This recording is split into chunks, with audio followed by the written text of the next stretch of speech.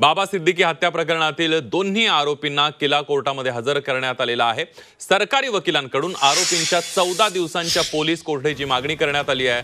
आरोपी हरियाणा आणि उत्तर प्रदेशातील रहिवासी असल्याची माहिती सरकारी वकिलांनी कोर्टात दिली आहे। आरोपींकडे 28 जिवंत काडतूस सापडले असल्याची माहिती सुद्धा सरकारी वकिलांनी कोर्टात दिलेली आहे। गुन्ह्यात वापरलेल्या मोटरसायकलची चौकशी करायची आहे। आरोपी मुंबई आणि पुणे येथे राहिल्याची माहिती सुद्धा सरकारी वकिलांनी दिली आहे। आणखी कुणाला मारण्याचा आरोपींचा कट होता का याबाबतचा तपास करायची असल्याची माहिती सुद्धा वकिलांनी दिली। अगदी जवळून गोळीबार केला, अगदी सिनेमात दाखवतात त्याप्रमाणे गोळीबार केल्याची माहिती सरकारी वकिलांनी दिली आहे। एका आरोपीचं वय 17 वर्ष आहे। अल्पवयीन आरोपीसारखी ट्रीटमेंट मिळावी आरोपींच्या वकिलांनी हा कोर्टात युक्तिवाद केलाय। मात्र आधार कार्डनुसार आरोपीचं वय 19 वर्ष असल्याचा दावा पोलिसांनी कोर्टात केलेला आहे। आरोपीचं नेमकं वय जाणून घेण्यासाठी न्यायाधीशांनी त्याचं आधार कार्ड मागवलेलं आहे। थेट जाऊयात आपल्या प्रतिनिधी मनश्री पाठक आपल्या सोबत आहेत। मनश्री, आरोपीच्या वयावरून सध्या वाद प्रतिवाद कोर्टामध्ये सुरू आहेत। न्यायाधीशांनी आरोपींना वय विचारलं असता त्यांनी आपण अल्पवयीन असल्याचं म्हणजे 17 वर्ष वय असल्याचं सांगितलेलं आहे। मात्र सरकारी पक्षाकडून हे वय खोटं असल्याचं सांगण्यात येते। आधार कार्डनुसार आरोपीचं वय 19 वर्ष असल्याचा पोलिसांचा दावा आहे। मात्र आधार कार्ड हे खोटं बनवलं जाऊ शकतं असं देखील सांगितलं गेलेलं आहे। सरकारी पक्षाकडूनही त्याची भूमिका घेण्यात आली। त्याच्यामुळे आता कोर्टानं बर्थ सर्टिफिकेटची मागणी केलेली आहे। मात्र बर्थ सर्टिफिकेट या आरोपीचं सध्या तरी पोलिसांनी दाखल केलेलं नाहीये किंवा बचाव पक्षानं देखील दाखल केलेलं नाहीये।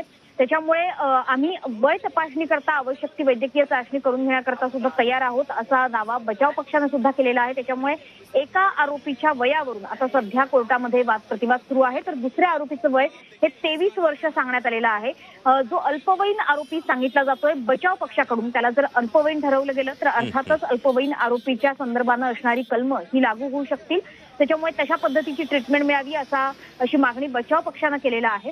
मात्र एकंदरीतच सरकारी पक्षानं आपली बाजू मांडताना हे नेमकेपणाने म्हटलंय की एखाद्या चित्रपटात असेल अशी घटना या ठिकाणी घडवण्यात आली, तशा पद्धतीने त्याची रचना करण्यात आली, संपूर्णतः फुलप्रूफ प्लॅनिंग करण्यात आलेलं होतं। कारण बाबा सिद्दीकी यांच्या अवतीभोवती सुरक्षा रक्षकांचं कड देखील होतं। ते भेदून अशा पद्धतीचा गोळीबार करण्यात आला आणि नेमक्या स्वरूपानं हा गोळीबार झाला। त्यांचा नेम अचूक होता, त्यामुळे त्यांना प्रशिक्षण सुद्धा या गोळीबाराचं दिलं गेलं होतं का असा संशय व्यक्त करण्यात आलेला आहे। जर हे प्रशिक्षण घेऊन आलेले असतील तर ते नेमके कुठून प्रशिक्षण घेऊन आलेले आहे, हा कुठल्या पातळीवरचा कट आहे, याची काही आंतरराष्ट्रीय कनेक्शन्स आहेत का, हा देखील तपासाचा भाग असल्याचं या कोर्टापुढे मांडण्यात आलेलं आहे। इतकंच नाही तर हत्या झालेली व्यक्ती ही काही साधी व्यक्ती नव्हती, वरिष्ठ नेते होते। त्याच्यामुळे निश्चितपणे या घटनेचं गांभीर्य हे कोर्टापुढे मांडण्यात आलेलं आहे। सोबतच कमीत कमी कोठडी देण्याची मागणी बचाव पक्षानं केलेली आहे। कुठली कॅश जप्त केलेली आहे का याचा कुठलाही उल्लेख रिमांड कॉपीमध्ये केलेला नाही असं बचाव पक्षाने आपली बाजू मांडताना केलेला आहे। त्यासोबतच जर बंदूक जप्त केलं असेल तर ते कोणतं बंदूक कोणत्या आरोपीकडून जप्त केलेलं आहे याचा देखील उल्लेख नसल्याचं बचाव पक्षांनी म्हटलेलं आहे। तर सरकारी पक्षाने आपली बाजू मांडताना म्हणले की या संदर्भानं तपासाच्या संदर्भानं एकूण 10 टीम तयार करण्यात आलेल्या आहेत। पुण्यामध्ये सुद्धा काही काळ हे आरोपी वास्तव्याला होते, त्याच्यामुळे त्या अँगलने सुद्धा या संपूर्ण घटनेचा तपास सुरू आहे। एकंदरीतच आरोपी जेव्हा काही दिवस पुण्यात होते आणि काही दिवस मुंबईला होते त्यावेळेस त्यांनी रेकी केली, त्यांना हत्यारं नेमकी कोणी पुरवली, त्यांना या हत्येमागचा उद्देश नेमका काय होता आणि आरोपीचा नेम ज्या पद्धतीने आपण बघितलाय की अतिशय अॅक्युरेट अतिशय अचूक होता, त्यामुळे या आरोपींना प्रशिक्षण कोणी दिलं होतं हा सर्वात मोठा प्रश्न इथे उपस्थित झालेला आहे। अगदी मनश्री, या सगळ्यामध्ये आपण बघतोय महाराष्ट्राच्या विधानसभा निवडणुका तोंडावर आहेत। राजकीय हेतूनही ही हत्या झाली का असा तपास करायचा आहे असली सुद्धा चर्चा सूत्रांकडून कळते। खरंच अशा प्रकारचा युक्तिवाद सुरू आहे का? राजकीय कारणाने ही हत्या झाली आहे का? अशा प्रकारची चौकशी करायची आणि त्यामुळेच पोलीस कोठडी वाढवून पाहिजे आहे अशा प्रकारचा युक्तिवाद पोलिसांनी केल्याची माहिती मिळते। काय चालू आहे या संदर्भात कोर्टात?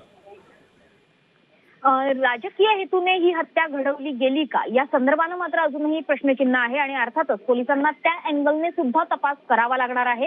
एकंदर बिश्नोई गँगचं नाव ज्या या संपूर्ण प्रकरणात पुढे आलेलं आहे त्या अँगलने सुद्धा घटनेचा तपास होणं गरजेचं आहे। मात्र एक बाजू सरकारी पक्ष वारंवार कोर्टामध्ये लावून धरते ते म्हणजे या आरोपींना पिस्तुलं नेमकी पुरवली कोणी आणि ते पिस्तुलं चालवण्याचं प्रशिक्षण नेमकं कोणी दिलं। त्याच्यामुळे या गुन्ह्याची व्याप्ती केवळ देशांतर्गतच नाही तर देशाबाहेर सुद्धा आहे का याची चाचपणी करणं गरजेचं आहे, याचा तपास होणं गरजेचं आहे आणि सोबतच एकालाच मारायचं होतं की आणखी कुणी टार्गेटवर होतं याचा तपास होणं सुद्धा अतिशय गरजेचं आहे. कारण ज्यावेळी गुन्हा घडला त्यावेळी दिशान सिद्दीकी आणि बाबा सिद्दीकी हे सोबतच होते. केवळ 3 ते 4 मिनिटांचं अंतर होतं की दिशान सिद्दीकी हे खेरवाडी सिग्नलच्या दिशेने निघून गेले आणि त्यानंतर बाबा सिद्दीकींवर गोळीबार झालेला आहे. त्याच्यामुळे एकंदरीतच बाबा सिद्दीकींसोबत आणखी कुणाची हत्या करण्याचा कट शिजवला गेला होता का या अँगलने सुद्धा पोलिसांना तपास करायचा आहे. बाबा सिद्दीकींच्या सोबत जे कार्यकर्ते होते त्यांच्यावर सुद्धा गोळीबार झाला आणि त्यांच्या पायाला सुद्धा गोळी अगदी लागली मनश्री, आहे. कोर्टातल्या या सगळ्या घडामोडींचे अपडेट तुमच्याकडून जाणून घेत राहणार आहोत. तुर्तास धन्यवाद दिलेल्या सविस्तर माहितीबद्दल.